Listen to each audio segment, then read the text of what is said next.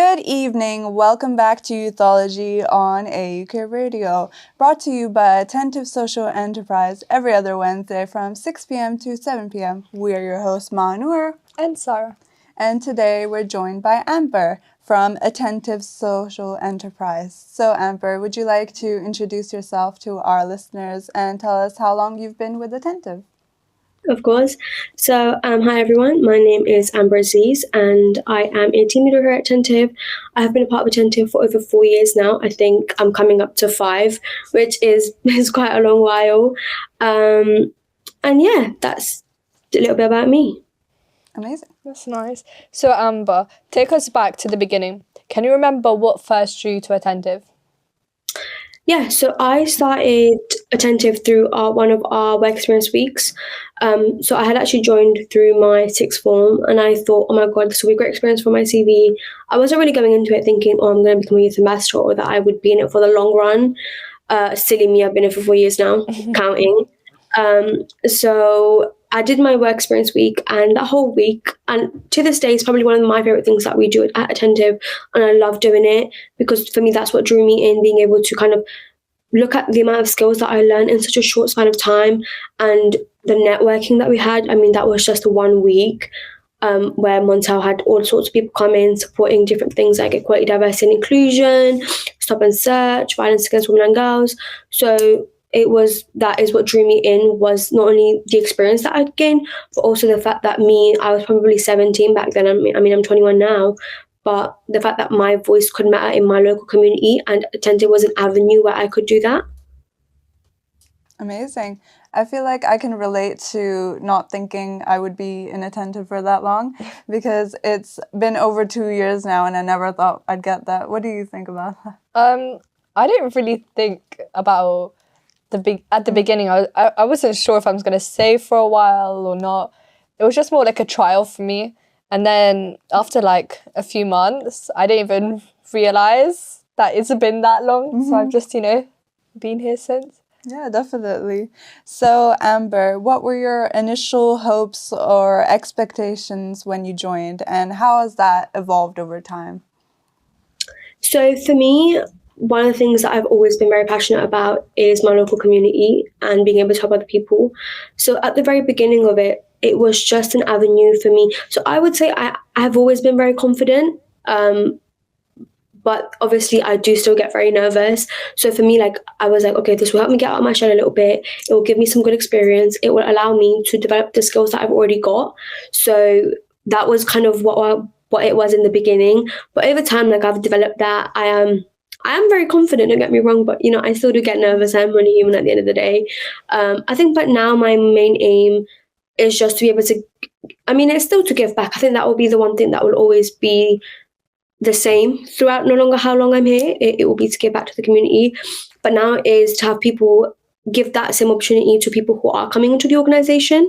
And also, I don't know if I mentioned, but I'm currently in my 3rd year of law school. So for me, it's also kind of getting that experience. So things like Stop and Search and the JPS are a great way for me to continuously develop myself. Amazing. Yeah, that's a lot. So Amber, you're a team leader now. Can you tell me how that change was for you? For me, honestly, I was very happy. I still remember the day. I remember Montel called me and he was like, Amber, so this position is open and I'm wondering if you're interested. And I said, of course I am. I'm available. I love leadership roles. Some people might say I'm a bit of a control freak. I'm not. But it just is good because it comes with more responsibility. I think in the beginning as a youth ambassador, I was doing a lot in terms of engagement because I was only back at sixth form. So in that time, it gave me leeways to kind of balance Attentive and school. And in that regards, because I was still living back in Luton, I was able to get involved in a lot more. But then obviously shifting over to being a team leader, I had I was a mentor, I was mentoring other people, I was helping Montel a lot more. And then it got harder. It's not easy. It did get harder for me when I did move away from university because it's very intense. And I think you guys can agree. You guys are also at university. In the beginning, obviously, it can be a lot. I think in the beginning it's easier because you don't you'd underestimate how hard uni actually is. And then actually coming here and be like, okay, cool, I'm a mentor. I need to be on top of that, do my tasks, as well as get to uni and do my exams. It is a lot. But I think at the end of it, like, the reward of it is what keeps me going. And on top of that, I think Montel is honestly very, very understanding. So when I obviously did tell him that this is a big change for me and that I would need to take a bit of a step back, he was very, very understanding. So I'm very grateful to have someone like Montel as a managing director who understands that obviously I might not be able to give 110% always, but when I am given something, I will do it to the best of my abilities. I mean, how are you guys finding it with your roles in university? Yeah, so with me, I commute, and a large portion of my day is just in the bus. So for me, I feel like it is also really hard to get involved with Attentive like I did before, just because there's so much uni work, so much coursework, the exams, the assignments. It's also lectures kind of overlap in team meeting times. So it's good that we have that flexibility where we can talk to Montel and be like, I might not be able to attend the team meeting for the foreseeable future because of lectures. So it's good we have that flexibility. And sorry, you're not in university, but how does your experience relate in sixth form? Sixth form is not as heavy as university. You can figure that out. So I've got a lot more spare time. Obviously, I do biology, chemistry, and maths. So that is a lot of work. So sometimes I do struggle to manage my time, but I think that's just because I sometimes poorly plan, which I am working on. But in general, I think I can balance Attentive and sixth form quite well because I do involve myself in a lot of things in Attentive. Yeah, but I think I definitely can get better. So, Amber, what does mentoring new youth ambassadors mean to you personally? For me, it's kind of giving and passing on the knowledge that I've gained over the years. So I've been so fortunate to have been involved in so many projects. I've done so many different little things for Attentive that now when we have newer people come in, it's great to kind of be like, oh, okay, so this is what I've done. Here's how I can guide you. So it's essentially just being able to give the knowledge and what I have learned to people alike who also want to learn and who also want to develop. So I think that is probably, I know it's quite short, but that is what I would simply say. Yeah, it's short and sweet. A great Short and answer. sweet. Amber, can you share a moment when you saw a young person grow through your guidance or through Attentive? Attentive. That's a really good question. And I'm just thinking, who have I helped out? I don't think for me, like, it would be someone specific. I think for me, just as a team leader, is just seeing the team develop in general. I have been part of the team through various changes, through various different groups of people that have been in and out. Because Attentive isn't just like, it requires commitment, and I think you guys can agree, and you guys can also speak on this, but it requires commitment, time management, like you guys have said. So it's just now seeing where we are now, seeing everyone who's so dedicated, who is constantly asking like, oh, I'm done with this task, what more can I do? It's just kind of seeing that and be like, cool, like this is literally what we want. There's no point you being in an organization if you're not going to consistently develop yourself. You saying I'm an Attentive but not having any work to showcase it or to back it up, it's not going to do it. Like, it's not going to do anything for you because you're not developing, you're not doing what you're here to do. So for me, I think just seeing that change as general, no, it might not be straight under my guidance, but just as a whole, just seeing how determined and how much more passionate we have, like our youth ambassadors are, I think that for me is probably the most rewarding and the best thing that I could have hoped for in terms of the team. Yeah, I really agree with the point that you said, where if you're Attentive, you actually need to do work in it. Because I realised at the very beginning, I was really involved. I was doing all of the trainings that I could do. But then I kind of fell behind right after, because then sixth form hit and I was like trying to manage my time. But then I realised that once I started managing my time, I could do so much with Attentive. And I wrote my personal statement like 2-3 weeks ago, and I realized most of my question 3 was just stuff I done for Attentive. So 100%. Pardon?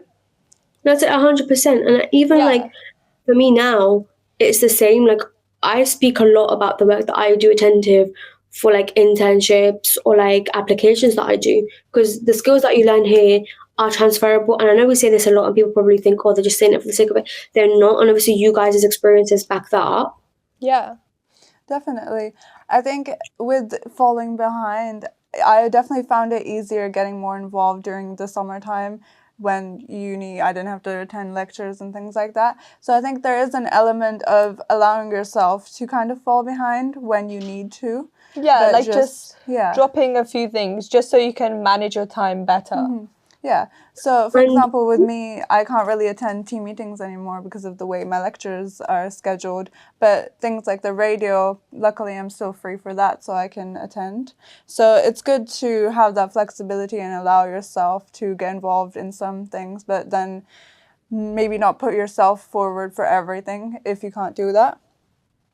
And also not just that, but if you are obviously getting involved and one else sees that you're getting involved, when it comes to it, you can just be like, oh, I need to take time out. Like, it's getting overwhelming now. I need to take a minute. I need to take a break.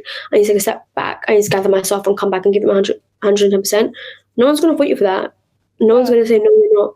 But if obviously you're not doing anything, you've done nothing for 3 weeks and you're saying I need time out. What do you need time out from? You're not doing anything.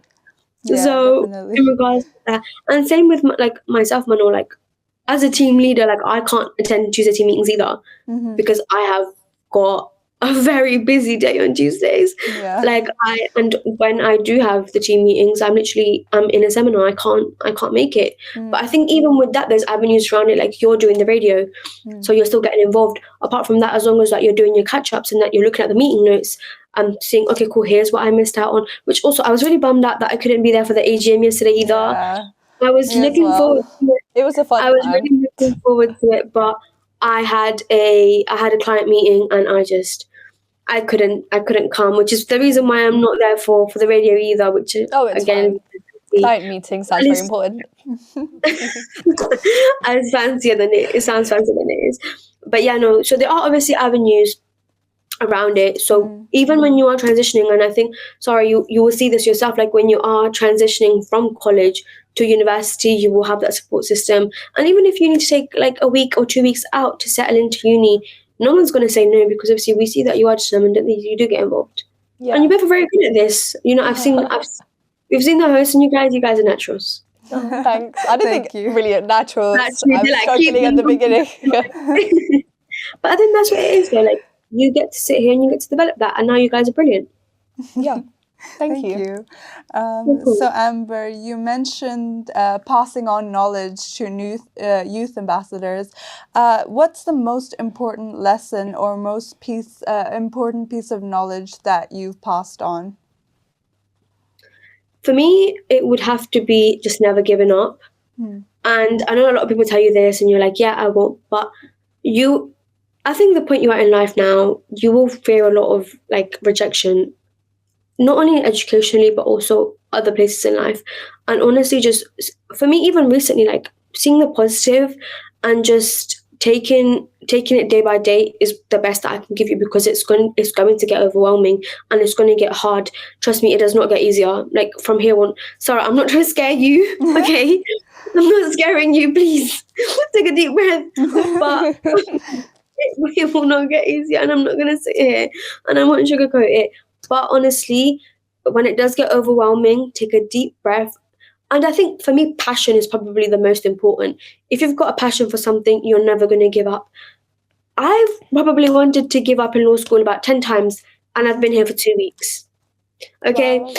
But as long as you're passionate and that you're determined and you know that you want to make a change, you'll be willing to look through any issues that you have. And I can't lie, I think And I think when people say this in the beginning, I remember when I used to be in high school, I used to be like, what do you mean failure is great? What do you mean I'm going to learn from failure? I was like, no, I just want to swim through life.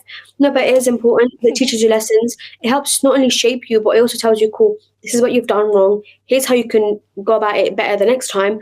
And you can take that knowledge and you can take that loss and improve yourself in other areas of life. So honestly, it would just be being passionate, don't give up, and take time for yourself. No one's going to sit here and judge you for taking time for yourself and saying it's getting overwhelming, because trust me, whether you're 16, whether you're 21, whether you're 30, we're still all human. We're still learning. This is our first life too. We haven't like experienced previous lives.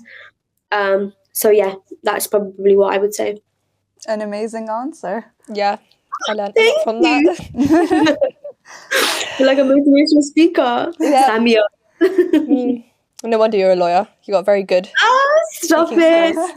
Not true. We'll get you everywhere. Yeah, I guess so. So Amber, what's your favorite project or campaign to work on, and why? Ooh, I love this question. For me, I don't know well, there's a project that we're working on right now, which I'm not going to say too much about just yet, because I don't know if we can. Yeah, it's a surprise. It's a surprise. We're working on one project right now, which I'm so excited to do. I'm very excited. And you guys will know in due time. But apart from the current one, I think for me, it would have to be the... I've done so many. It would have to be the youth... was it the youth experience at Attridge? That for me is probably one of my favorites, because it's one of the first ones that I remember doing, and also because I went to Partridge. That was the high school that I went to. So being able to go back, first of all, to a whole new building. I was promised a new building in year 7. Oh, I left high school and it still wasn't done, but it was great going back. But for me, it was because it was probably one of my first tastes at being able to get involved in a project and also manage it with time.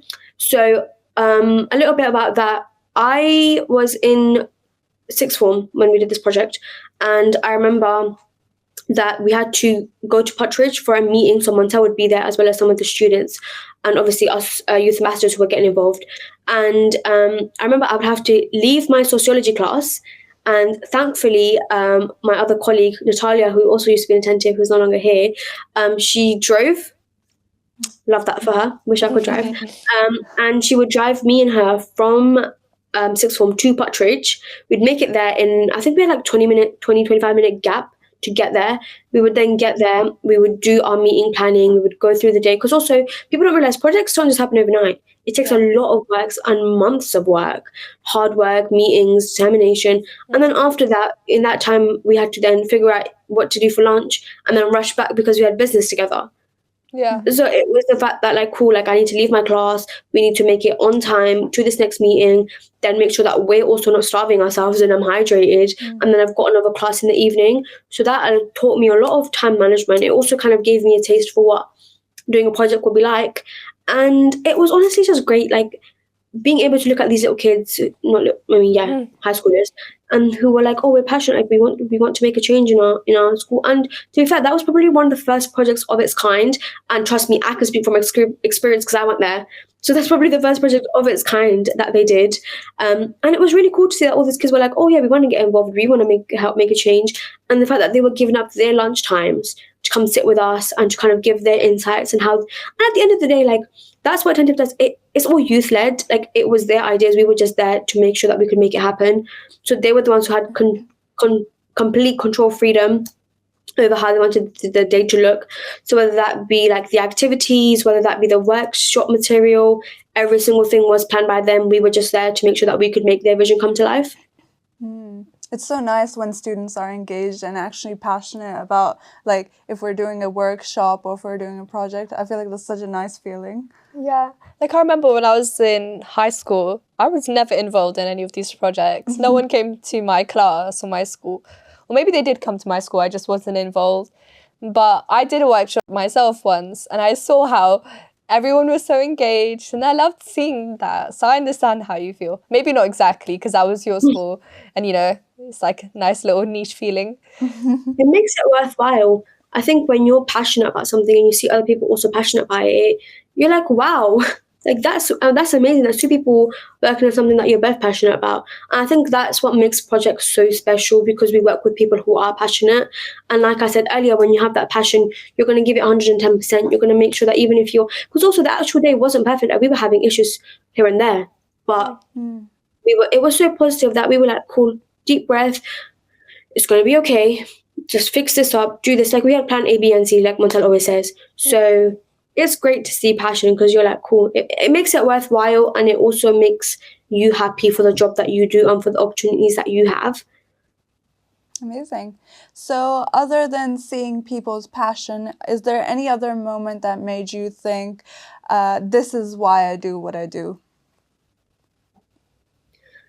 I think for me, apart from passion, it's also just, I mean, to be fair, I think this links into passion. I think for me, passion is kind of the baseline, the foundation of a lot of this. But also seeing people that want to make an active change in our local communities, I think for me would be the second thing. Obviously, that stems from passion, but from that specifically, I've always wanted to be able to make a change in our local communities. I think, and I always say this, we are very, very privileged. We are all very privileged. Like, I'm very grateful that my parents were able to move me and my brother here. And the fact that I'm able to have a great education, the fact that I'm able to go into further education and pursue a career that I want to, and I've got the materials, and I've got the right materials needed to be able to achieve that.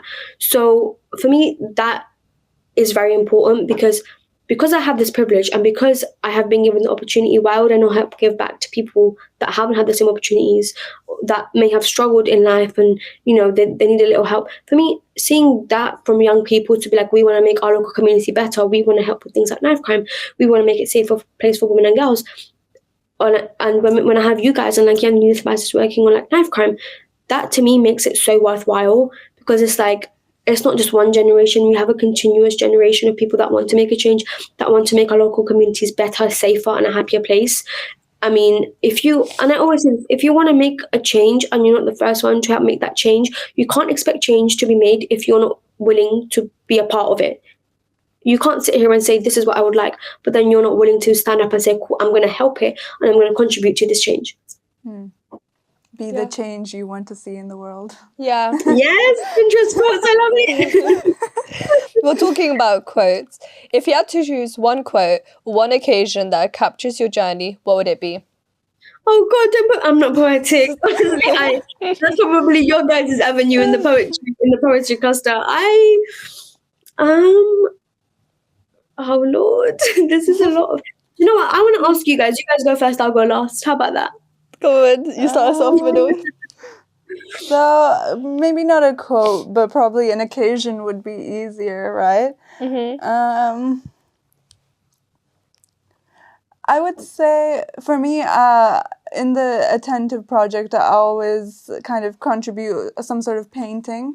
So for me, whenever someone comes up to me after seeing the painting and tells me that, like, the feelings that the painting has given them, that's so rewarding to me. And I feel like that's a big part of my journey with Attentive, because previously I've thought my art isn't good enough. But then Montel was saying that he only displays artworks that he thinks are good, basically. So for me, I feel like that's a really big part of my journey. For me, I think it would have to be occasion as well, because taking us back to April 5th, I think it was, I was a deputy lead for the project raising awareness about violence against women and girls. And that just shows how much I progressed, I guess. And I was on BBC News, so, I can never forget that. Sad for you. Oh, look at her. She's so cute, blushing and all. I'm just thinking back. It's bringing back all the warm, fuzzy feelings. Yeah, I'm just going to have to rewatch that interview tonight. Yeah. Honestly, let's get back, okay, experiencing great. And you'll have a lot more opportunities like that. Yeah. I think for me, it would also be an occasion. Let's make it a little triple threat. Yeah. For me, it would have to be when I did. So Coppers and Communities was a project that we did, and it was essentially a project that allowed us to discover ways in which we could better the relationship between our local polices and young people. So the project was it was done in two parts, and there are articles online that you guys can search up if you would like to have a more deeper look into it. And the article is written by Montel, and he kind of explains the phases of it. So one of the latter phases of that was an actual presentation done by our youth ambassadors and myself, and it was in front of police officers, and I think it was all Bedfordshire ones. And we were told that, cool, this is the PowerPoint that we're going to be going through. So we all kind of knew what we were going to say. And I remember standing in front of these police officers, most of whom were in uniform, may I add.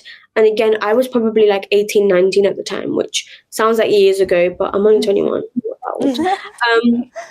And I remember standing in front of them, and I was low-key shaking like a leaf. I was like, hold on, like, these people are like police officers. This is scary. And like, I might be confident, but I'm not that confident to be standing in front of all these people and just saying, here's what you're doing wrong, and let me help tell you how you can do it better. Because trust me, these older people probably were like, these young kids ain't gonna tell us nothing. They do respect us, because obviously they know that we're from Attentive. But for me, kind of being able to stand there and be like, able to speak in front of these people who are older. I think a lot of times people also underestimate us, and I think you guys can agree with this because we're young. They think, you can't possibly tell me what to do. I'm like, I think I can. So that one experience for me was scary at first, but I think one little tip that I would give in that sense, what helps me get most comfortable in a room is to find like a safe spot. So I first of all I will look at everyone in the face. I'll familiarize myself with the faces, and then I'll find like a spot that is the most comfortable for me. So when I'm speaking, I'm just like, and I'll look at that spot. So for me, that's what I was doing, and I was able to kind of deliver it. And although I was really nervous in the beginning, but at the end of it, I was like, I'm glad that I'm able to have this position and I'm able to sit here and do this, because again, as Sarah has so kindly mentioned, even in my like law degree, I'm gonna have to be in situations where I'm in front of people who are more powerful than me, who have more influence than me. But that doesn't mean that I'm not going to stand there and give it my absolute best, make sure that I'm able to pursue my case the best as I can to give justice and to do my case justice. And I think that's, like I said earlier, the attentive skills that we learn are so transferable that you will have to keep using them, and you'll start them, you'll develop them, and you'll continuously use them for years to come in your life. Like, this isn't just something that you learn and you throw in the bin. And I think you guys can agree. Yeah. You know the story you just said? On my first Youth Ambassador week, he actually said the same story to me. I don't know if you remember. But I found it so interesting. And I think that was I guess a big reason why I say it, because I thought, oh wow, that's like a lot of power. Maybe I want to, do something like that as well. Oh, yeah. Stop it. That's so cute. Do you know, I actually don't remember. So I thought so. It's not you. I have the worst memory in the world. Like, genuinely, I think God gave me everything else. That the memory was the one thing that I'm just lacking. No, it just our listeners get to listen to it. Yeah. I'm so glad you sat there. You sat there and you knew exactly what I was going to say. And you're like, I can say it, No, it's because it stuck with me. It's like a really good, thing to know. Like, if you could do it, I can do it, I guess. And you can. And you know what it is? Like, I've also seen people that have come in that haven't been confident in the beginning. But because you have these opportunities, you're actually just exposed to it. Like, Montel will be like, cool, you know what you need to do and you need to go do it. And you're like, yeah, but I'm scared. You don't have the privilege or the ability to be scared. You go and you need to go and you need to go do it. So I think that really helps with your development. I think radio hosting really relates to that. Yeah. As everyone knows, we were very quiet at the beginning. Yeah. But with encouragement from the producer and also another host, previous host, who's not with us anymore, I think we learned a lot from both. Yeah. So I can say we've improved. Yeah, we've improved. I think so. We can laugh now on camera. Yeah. Oh my gosh, I think that before all we could do was smile. So, Amber, since you mentioned your work with the police, how has your work with Attentive changed your view of community leadership or social justice? It's very important to understand that. I think especially during the time that I joined, there was a lot of heat with the police and young people. So I think this was, again, guys, I've been here for so long. I keep telling people I've been here for 3. I used to tell people I've been here for 2 years, by the way. And then I said, no, hold on, it's not 2. I'm coming on to 5. Wow. So I was like, Yeah, I feel time really does fly by. I feel like I'm just in a bit of a simulation. But me, I think in the beginning, it was during a time when it was very heated between police officers and young people. And I think this was near George Floyd, if I'm not wrong. So I think in that time, we were kind of thinking of young people they've got a lot of lack of trust in the police as it is, right? And on top of that, then we've got things like knife crime, and we've got like stop and searches where there's like unlawful stop and searches. And then kids are then being like, okay, cool, you are unlawfully stopping us. You are profiling us based on age, color, gender.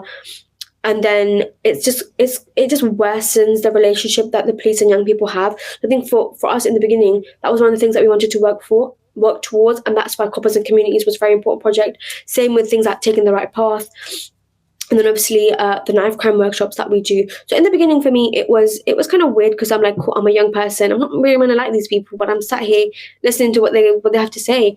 And I think for social justice, in that sense, and I think I'll bring in the Joint Protective Services, otherwise known as the JPS panel, in that, because that was one avenue that I learned that actually there is still social justice, that there is actively people that are trying to help make that change, and the JPS is a form of that. And if you guys don't know what the JPS is, it's basically a panel, and it assesses the use of force by police officers. So the panel has people from all different ages, genders, and it's for people that are Bedfordshire, Hertfordshire, and Cambridgeshire, I believe. I might be wrong. Thank you. See you guys. Thank you for backing me up with that one. And for me, in the beginning, I was, even with that, I was scared to talk. I was like, these people want to listen to me.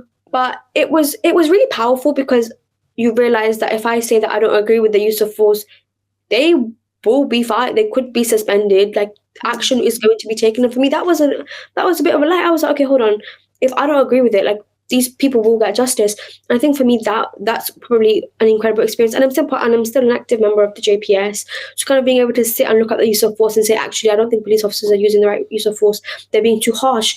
But then on the flip side of that, we've also got officers who do it perfectly, who stop rightfully. They make sure that they try to de-escalate the situation, and that they are trying their best to do their job as best as they can. So for me, just over time, it just shows that there is still a lot of hope, and that we are still actively working on it.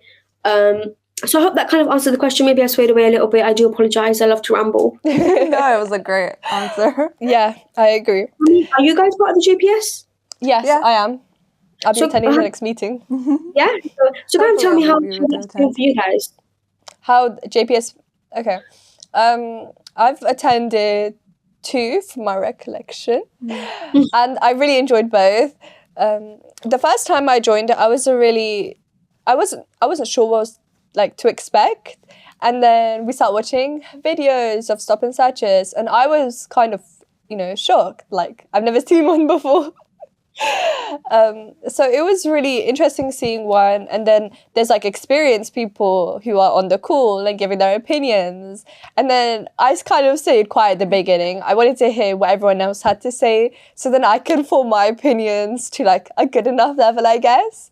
And then once I kind of got confidence, I started sharing my opinion, and then I liked how all those like senior people actually responded to me and took it into account, and I thought, that's quite cool. Yeah, I agree. I think I've attended maybe 4 or 5.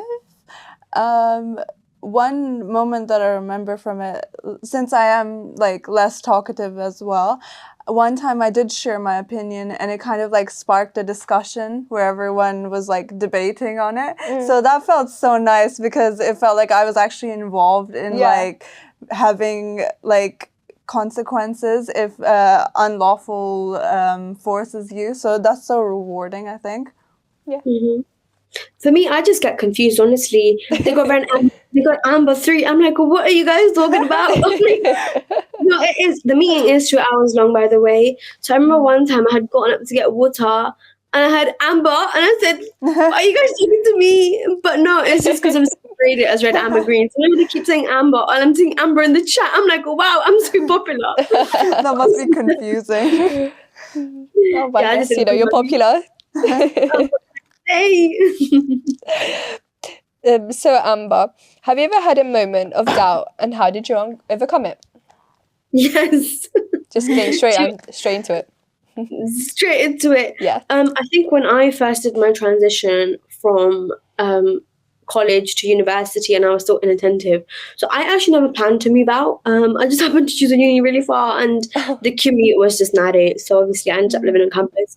And the first year, like, I was in. I had Tuesdays free, so I actually got really lucky. And this was when I would lead the team meetings.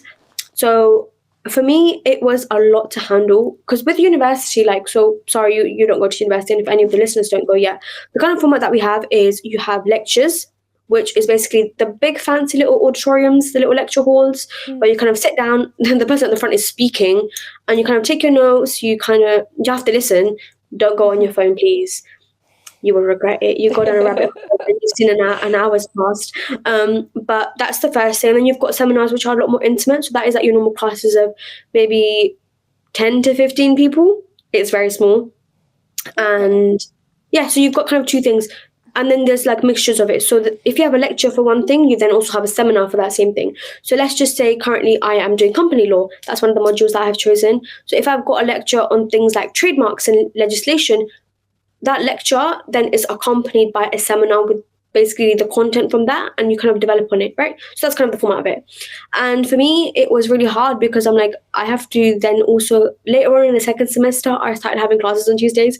So I was having to rush out of my lecture because I didn't want to say no to Montel. I don't want to say Montel, like, I need help, because how dare I need help? I was like, I'm going to prove to everyone I've got this. And it was a lot, like having to run out, or like I'd be studying in the library and have to run out to a quiet space and, lead the team meetings. And obviously with the team meetings, the great thing about them is kind of learn about what everyone is doing. So the team meetings aren't always an hour. They can go up to an hour and a half longer. So it was just having to manage that. And with that, that's when it came to the next year. I said to Montel, I'm going to be honest, I don't think I can do these meetings. It's a lot. And obviously I've also now got classes on that day. I'm going to need to take a step back. And he was so lovely about it. He said, okay, Amber, that's fine. And then I was able to kind of take a step back. And I think communication, that if you're going to take anything from what I've just said, because I do speak a lot and I don't blame you if you're falling asleep. Communication is, I think, the most important thing, because it will get rid of any issues that you have. You'll find ways to kind of navigate and try and find solutions for the issue that you have. If you try and fight it yourself, no one's a mind reader, no one's going to know you're going through that issue. Everyone's going to assume you're completely fine because you're not saying anything about it. So it's literally, if you're having an issue, like at any point, for me, it's just to communicate it through, try and find a middle way, try and find a solution. And that is literally, like, that's how I overcame the issue that I had, and that I do have in the future too. Definitely. So how do you help colleagues stay grounded and motivated? Because as we've spoken about before, it can be hard to juggle so many different things. So what do you do to help maybe your mentees stay motivated? For me, it's just showing them, look where I'm at. Look at me. No, I think for me, it's just showing them that this, with no reward comes easy. Do you get me? Like, nothing in life is easy, and nothing in life no hard achievement you get it by just sitting down and not going through a struggle to get it. Yeah. Just like that, even this, like, in order for you to have a reward, you need to struggle. You need to be able to put in the work and the commitment. So to stay grounded, all I would say is, you're like this, although you're putting time aside and that you are having to actively do things, and you are having to kind of, maybe you're missing out of 10 minutes of leisure time because you're doing a task. In the end, it's all rewarding. And as you guys have said, like, the work that we do at Attentive, you can put it in your applications. These skills are transferable. So at the end of the day, like, even if you are struggling, and that even if you are kind of losing the way, like I said, one, take a break if you need to. And secondly, look at the bigger picture, that this one little struggle will literally be like meaningless and seamless when you look at the bigger picture of the reward that you'll get from it. Like, even with the projects, because we're currently doing one, can't speak about it, like I said. Even with that, like, that's going to require a lot of work, a lot of hard work, a lot of determination, a lot of commitment, and it's going to seem like a lot at times, and I mentally am prepared for that as well. Like, I'm going to know that it's going to be a lot, but in the end of it, to be able to deliver a successful project that is not only good for our community, but also everyone's able to kind of speak about and be like, look, this is what we've done, that makes it worth it, for every little bleep, every little issue, every little late night, every little extra task that you do. So for me, to look at the bigger picture and say, this is just a little something for a much bigger reward. Yeah, that is. Are you guys motivated? I'm motivated. Very. Yeah, you know, Feeling if motivated? law doesn't go well, motivational speaking will go far. Montel, you heard that? I didn't think you guys We'll be won't coming want from Montel spot. Never. No, I could never juggle as many hats as you. That's only the one job I can do. Apart from that, I'm coming for your jobs. Everyone beware, Amber's on the way. So Amber, what advice would you give to your younger self just starting out attentive? Keep going. You got this. I think for me, I don't think I would change anything differently. Like, I have no regrets with my journey at Attentive at all. And that's the one thing that I'm very, very blessed about. So for me, joining in, I'd be like, enjoy your time, especially your early years at college where you are able to go to these events, enjoy them the most that you can, because you're not going to always be able to attend them. But for me, I would not change a single thing that I've done in Attentive. I think the way I was always very, very determined, and I was always very passionate. Because obviously, like I said, like what Attentive does links in with my personal interest, so social justice and policing, and kind of making a better change. So like I got involved a lot. I made sure that I took every single opportunity by the collars, if you will. I said, I'm taking you. I got involved in everywhere I could. Obviously, I've developed a lot. So I would just say, be yourself. Always be very motivated and put yourself out there, because if you don't, you can't. You see, this is now motivational little quote. You'll never know if you don't try. And I think this, I had a recent thing where I wanted to apply for something, and I was speaking to my brother about it, and I said to him, I don't know if I should do it. And he said to me, well, you're never going to know if you don't try, because you might get it, you might not, but if you don't get it, at least you know that you tried, and that you gave it your all. And it just didn't work out, instead of you just saying, oh, I didn't get it because I didn't even try for it. And I think it's the same thing for Attentive. Like, if you don't try, you won't get. And even like apart from that, for me, it's just being able of having the opportunity to have gotten involved in so much. I think I think I keep doing you, Amber. You got this. So finally, how can people contact us and find out more if they want to take part in Attentive? So there are various different ways you guys can contact us here at Attentive. One of the ways is through our webpage. What am I, 60? Sorry. Through our website, which is at attentive.com. I think Attentive Social Enterprise. And on there you can find all of us youth ambassadors, where we have a little bubble we speak about a little bit about ourselves. On there you've also got our events, the stuff that we worked on in the past, some of the different projects that we've contributed in. You'll also see beautiful pictures, some of which my eyes are closed. All of They're us. always changing as well. Always adding new pictures. Yeah. Oh, I love. And if my eyes are closed, they're not. Yours are. And on top of that, you can also find us on Instagram, which is also at Attentive Social Enterprise. You guys can follow us on our YouTube, also at Attentive Social Enterprise, as well as TikTok. And you guys can contact and you can get involved in our projects, whether that be through schools, colleges, or even the events that we do. There will be on things like Eventbrite or on our website, where we do promote the work that we do, or here on Youthology. So if we do have a big event, I know that you guys will let the viewers know that they can come along, join us. And yeah. Of course. So Hopefully I've covered everything. So much. Thank you so much, Amber, for joining us today and being so motivational. Yeah, thank you. Thank you. Thank you so much for having me, you guys. And that concludes today's show. Bye. Bye. Bye.